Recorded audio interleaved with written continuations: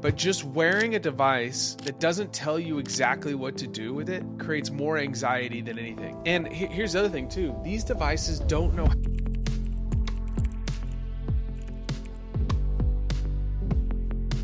Stress is not going away.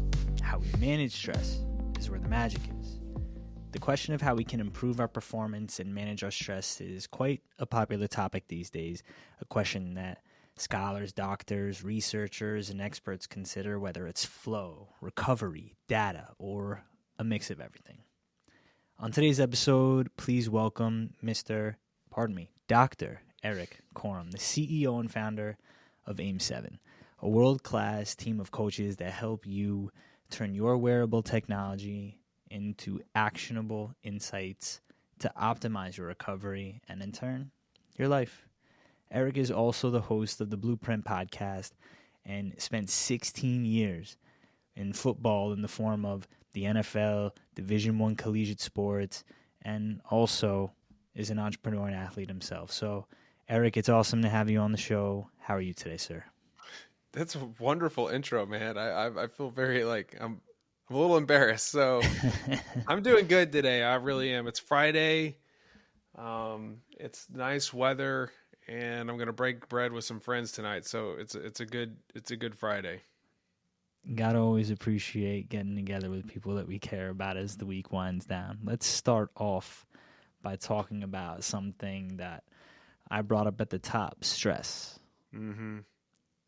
What is stress, in your words, in today's day and age? Well, stress biologically is just a signal. It's a very generic signal that has a very generic response. Well, I should say this, that stress comes from different inputs. It could be good and bad. You know, there's eustress and distress, but the sources, the stressors could be financial, it could be a relationship, it could be exercise, it could be physical, it can be psychological. But the way the body responds is actually very generic. You have these certain biological systems that turn on, and there's a very predictable response. And stress is actually very beneficial for a lot of things. It's the only way you get better at anything.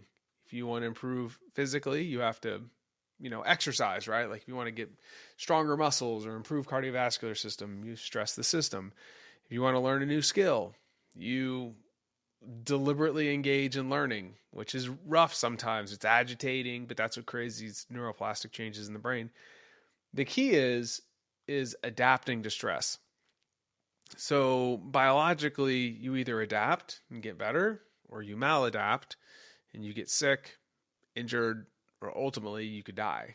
It's just kind of two pathways, right? And so the goal is to take on stress deliberately and then to pair it with a commensurate amount of appropriate rest. And so when it comes to managing the right amount of stress, right? Like you talked about it as a good thing. You don't usually hear stress as a good thing. So how can people start to manage their stress in a productive way when it comes to the scope of your work? Yeah. First of all, I would say I have a little beef with the term manage stress because nobody can really manage stress. Like nobody can manage what happens let's look at what's going on in the world right now. Can anybody manage that? No. Can you manage, stuff that happens in the markets? Can you manage if somebody runs into you with their car? No, but what you can do is build the capacity to adapt to more stress with less cost. And so if you think about it like this, if a very general way of thinking about it is like if you've ever, exercised before, right? Like maybe the first time you went to the gym, you left, you're like, oh my gosh, I'm exhausted. And then you do it over and over and over. And after several months, you're like, well, that first workout I could do and like barely break a sweat. Why? You deliberately engaged with the stress, you adapted, and now you have more capacity. So what you want to do is understand like where you are in this continuum of an adaptation And if you can understand where you are, then you can deliberately engage in the types of recovery or the right dose of stress that you can control. Like, for instance, I can control, like today, I'm tired. It's Friday, had a long week. I've been on the road a lot. So I'm not going to go do a typical aerobic session that I'm going to do today. I'm going to go put a weighted vest on. It's beautiful outside. I'm not going to wear any headphones. I'm just going to go walk for an hour. And I'm going to feel good about myself. Why? I'm stimulating, not annihilating my body. I'm stimulating the recovery systems. I'm going to get a good night's sleep tonight. I'm going to wake up tomorrow. And then I have a date night with my wife tomorrow night, which is another great way to refill your bucket. And I'm going to go crush myself in the gym before that because I enjoy it, right? Part of it's, but you understand what I'm saying? Like, I had planned one thing, but because I know where I'm at today, I woke up this morning, looked at my AIM 7 app. I'm a 33. It says prioritize rest and recovery. It's telling me to do a restorative training session. So that's what I'm going to do. I'm not going to be that, I'm not going to be a bullheaded person. Be like, no, I'm going to go do this. I'll actually tell you a funny story if you don't mind really quick. We were recently in San Francisco raising money for our seed round. And I'm with my team and we're doing the typical startup thing, sleeping on friends' couches and everything. My buddy's like, hey, let's go to Soul Cycle. He's like, you've ever done that? I'm like, no. He's like, it'll be great. I'm like, dude, I had a score of a 16 out of 100. I'm like, I am smoked. You've been pitching for 4 days in a row. You're going to be tired. And I'm like, all right, I'm going to take it for the team. I'm going to show up. And so we did the class, strained my calf. And I could not get back to the car. I was like, it was that, like, I could have, but like, into my butt, like, I walked like a mile and he was like, dude, we'll just come back and pick you up. I didn't listen to the signals and I paid for it. I think that's where, like, the ego relative to the recovery, it's always the hardest line to walk, especially with people that, I'll just speak to myself. Like, it is the hardest thing to not train. Like, there's just a mental urge that's always calling me. And technology, I know we have a mutual, I'll call him an acquaintance, Dr. Kian Vu. He's actually also been on the pod where he talks about the value in wearable technology. And I know you had him on yours as well. Yeah. There is this interesting guidepost when I had asked him about the value of wearable tech because I had a Whoop for a long time. Uh-huh.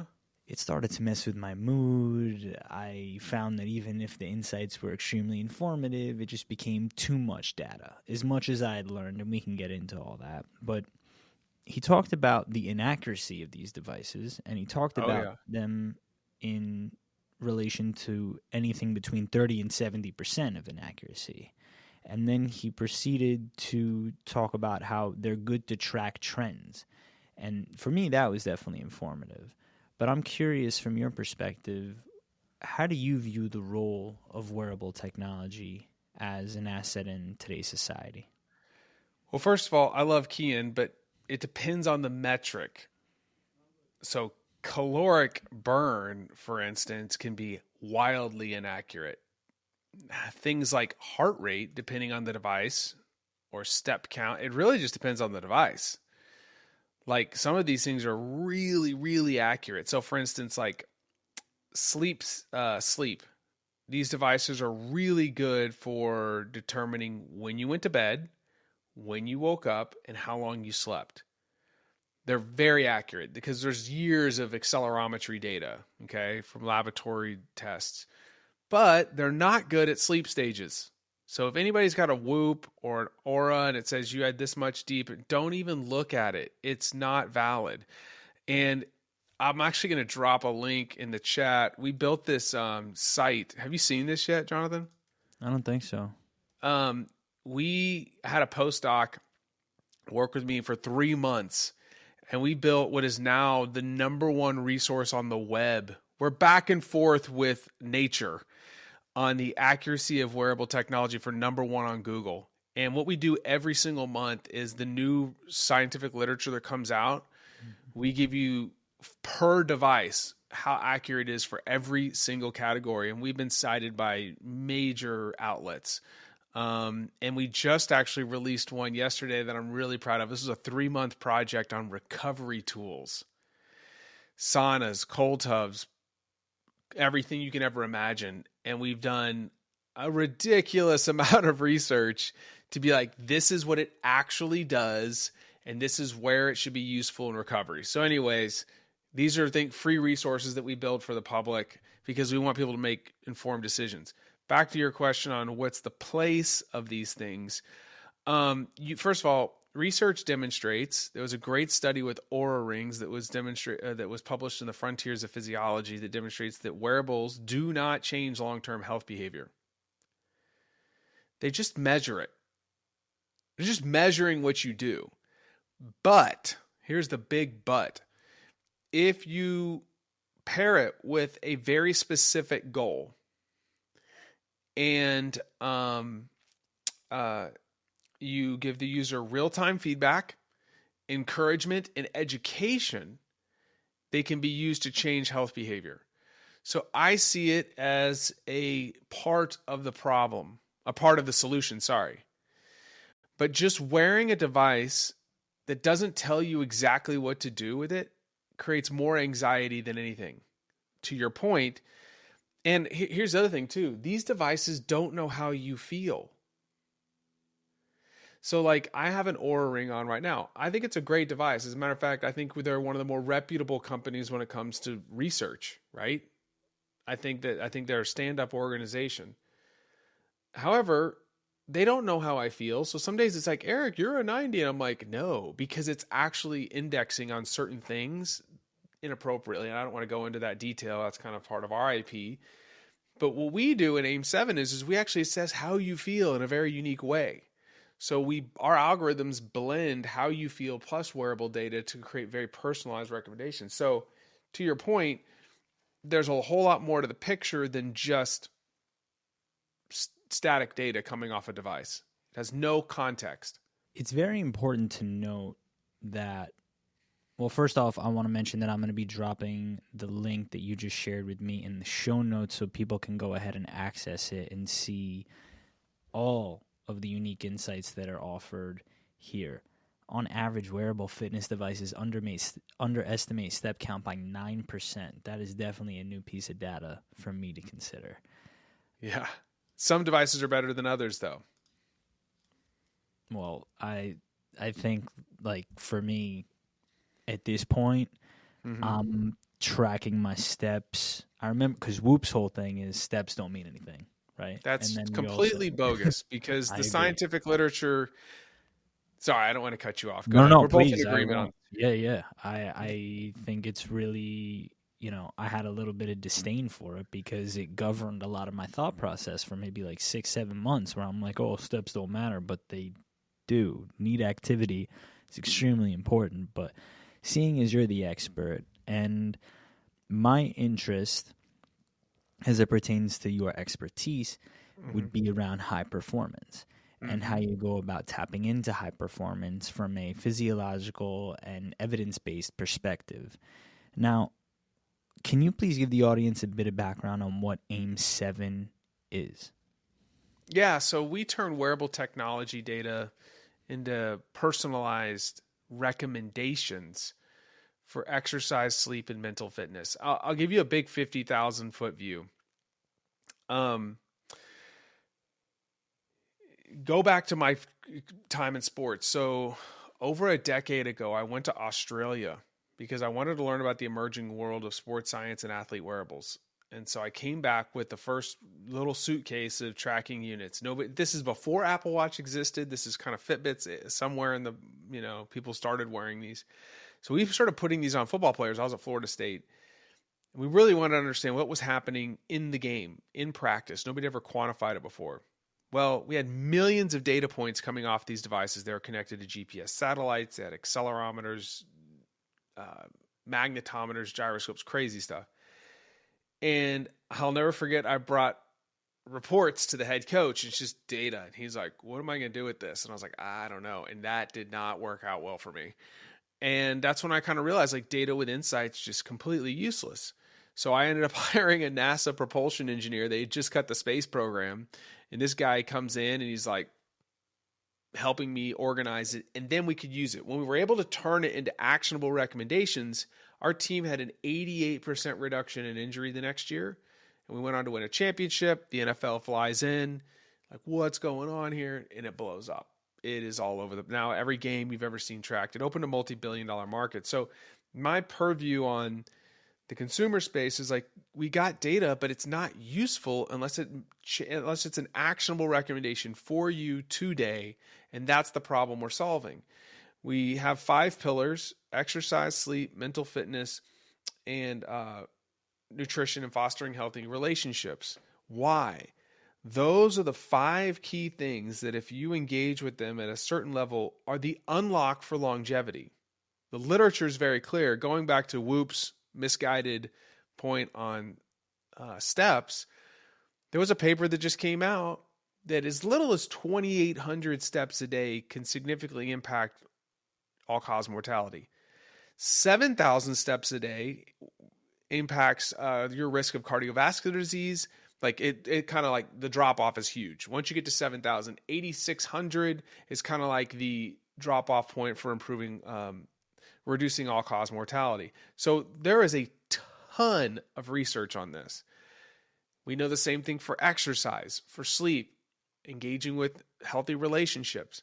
So what AIM 7 is all about is how do we tell you busy people that are time poor, like, just tell me what to do today. Like, you don't have time for graphs and charts and all the stuff that maybe you and I would geek out on.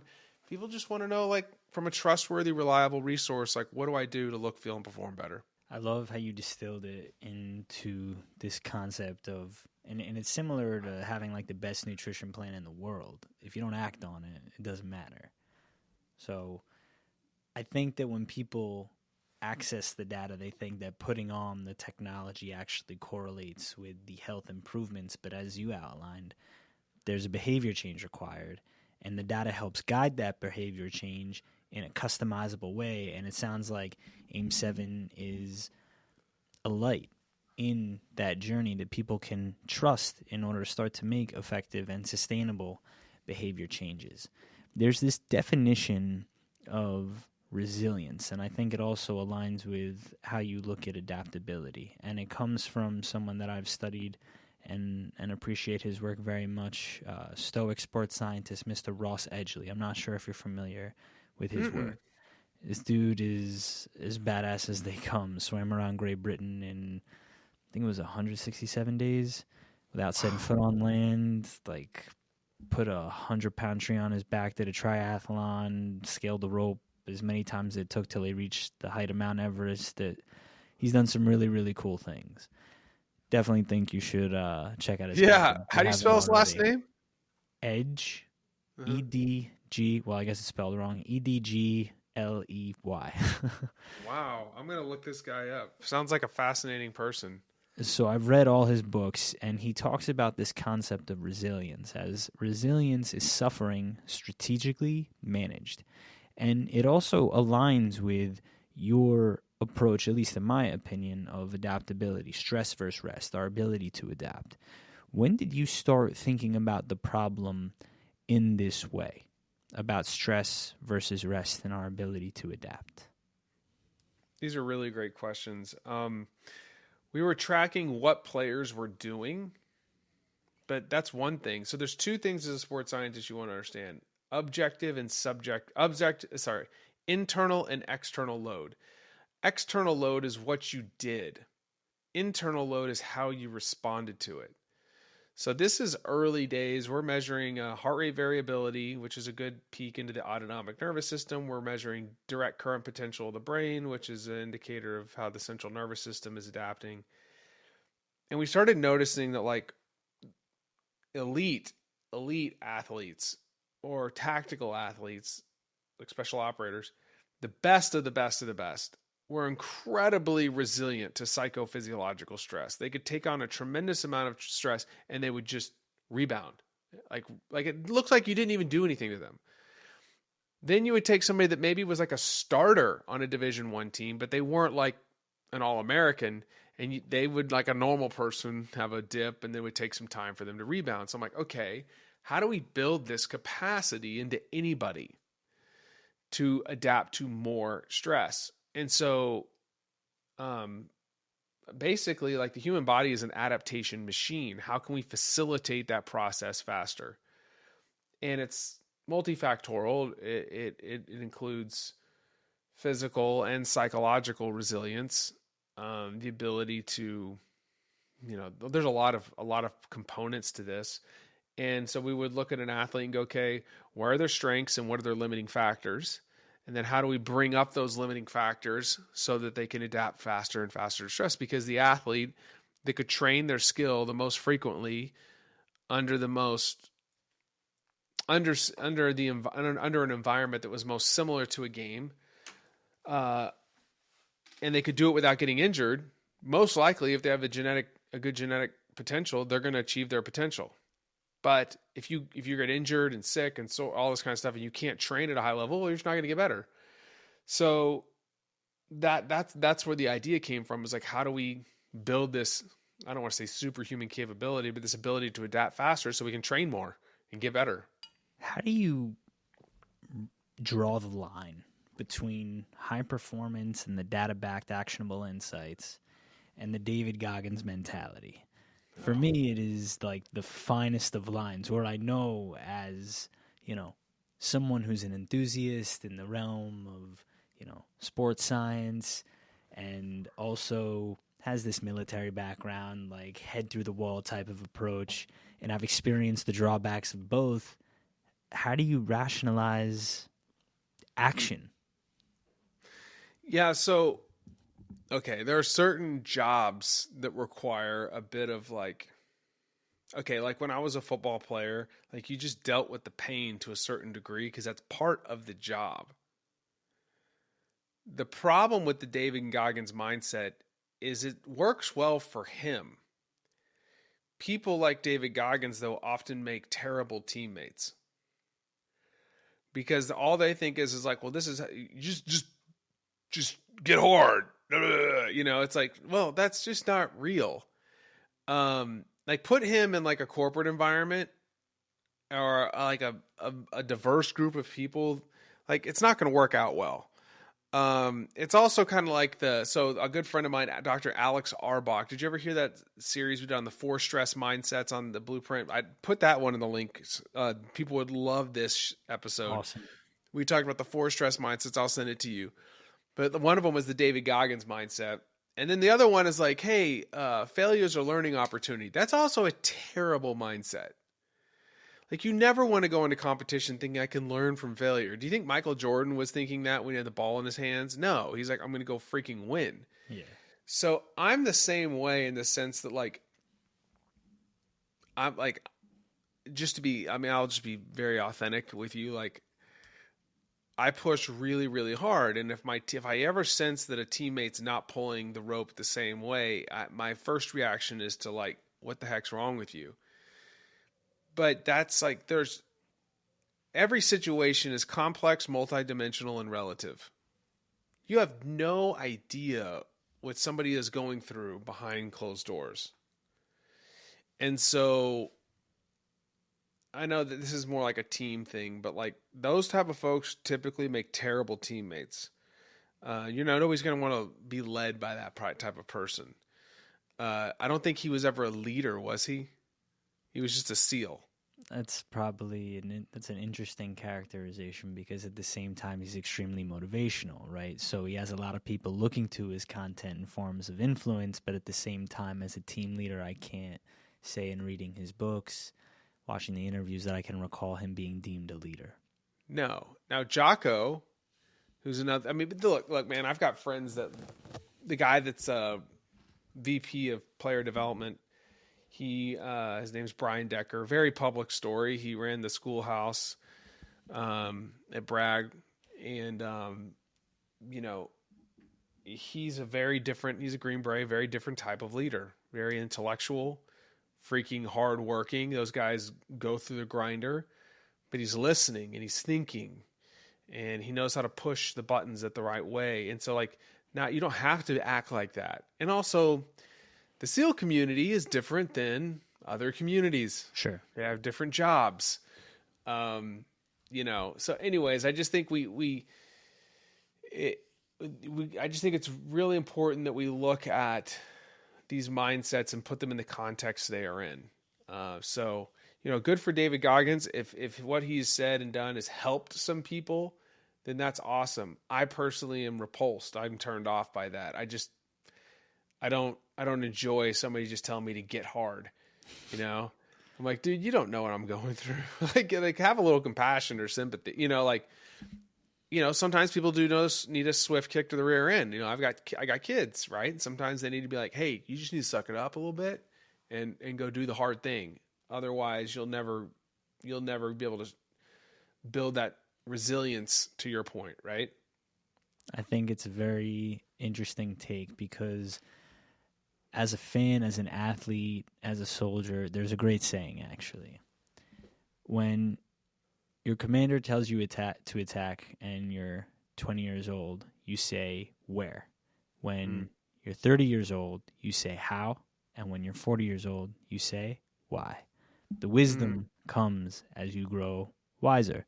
And so reframing it, I think that as I've gone through this journey of learning where I can push my body and seeing where the Goggins mentality or that stay hard mentality starts and stops, it has been a very difficult line to draw.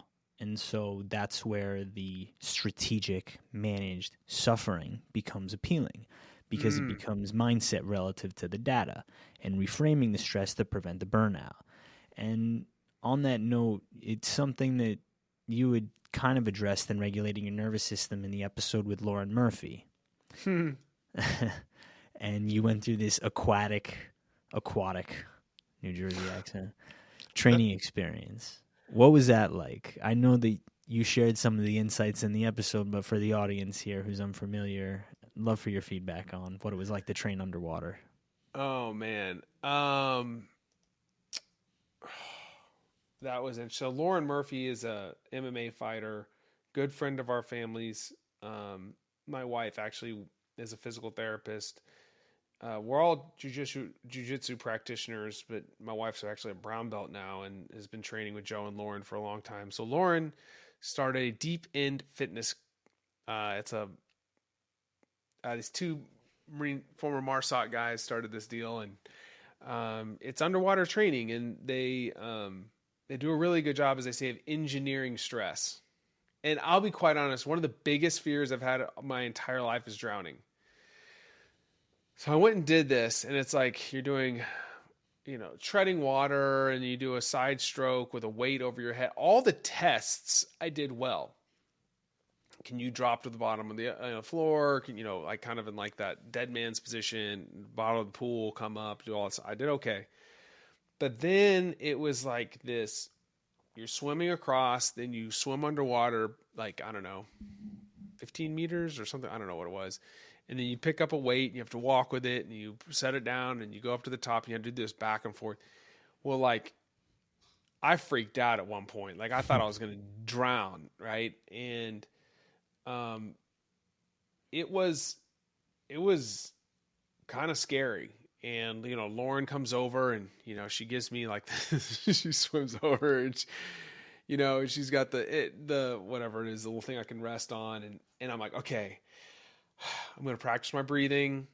So they engineered stress and they gave me tools to use. I knew the tools I needed to use, but they told everybody else. And so I'm slowing my breathing down. And she's like, Erik, the next time you go down, I want you to think, I've got this.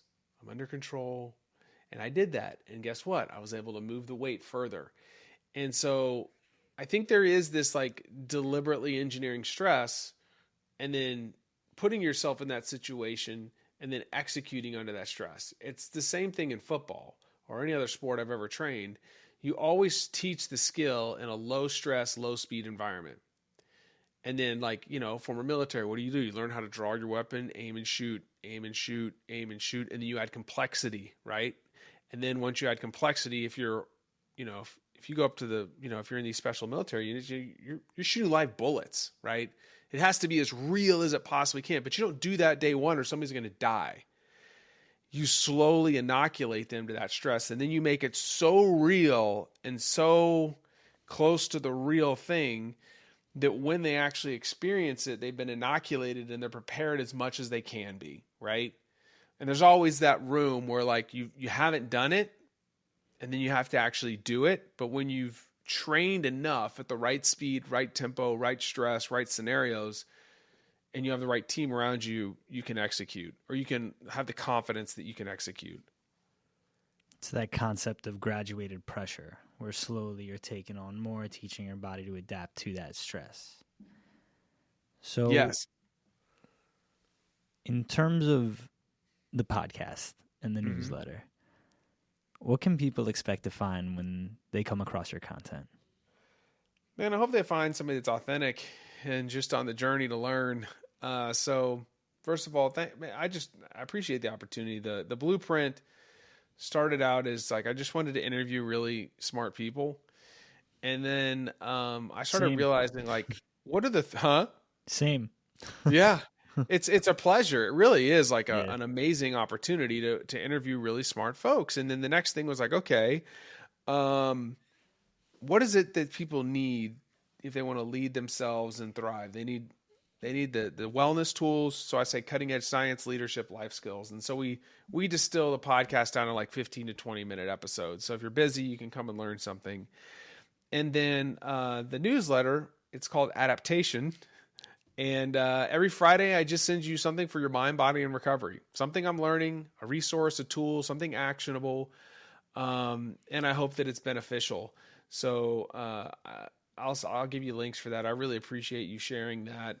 But it's kind of like I'm building AIM 7. These two things have been kind of like a labor of love. And I don't advertise anything on there. I'll talk about AIM 7 every once in a while, but it's just like, hopefully it's making an impact in somebody's life, you know? Yeah, I can definitely relate to that just a little bit. It's always about trying to make the world a better place in your own unique way. And these are topics that obviously we're both passionate about.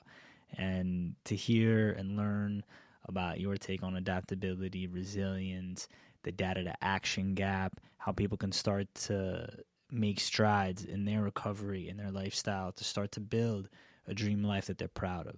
Eric, as we wind this down, there's a question that I pose to all my guests that I'm not going to pose to you. Mm-hmm.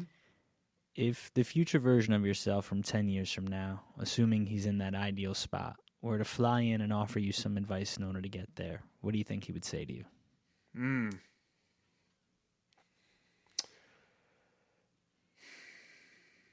Slow down. There's this song, slow down, you're moving too fast. You ever heard that Simon and Garfunkel song? I don't know why this just came to my mind. It says, slow down, you're moving too fast, got to make the moment last. Something just chilling out and feeling groovy. I don't know. Like, I think I would just like, I got 3 kids, 11, 7, and 3. And it's always like, this is a hard time right now. I'm building a startup. And we're in some very weird economic times. It's the hardest time in 25 years to raise capital. 3 years ago, I would have been funded like overnight. And now they want like Series A metrics at a C. It's crazy. But I would just probably tell myself to just slow down a little bit and just take it in. And so I'm trying to deliberately like take moments with my kids and just like sit there and soak it up. I've been doing this lately. Like, don't miss this moment. Like, you're going to remember this. I got a 3-year-old. Like, we went trick-or-treating, and I'm like, he's never going to have another 3-year-old. You know, like, this is such a cool moment. Like, don't miss it. Be present. And so, I think that's probably what I tell myself.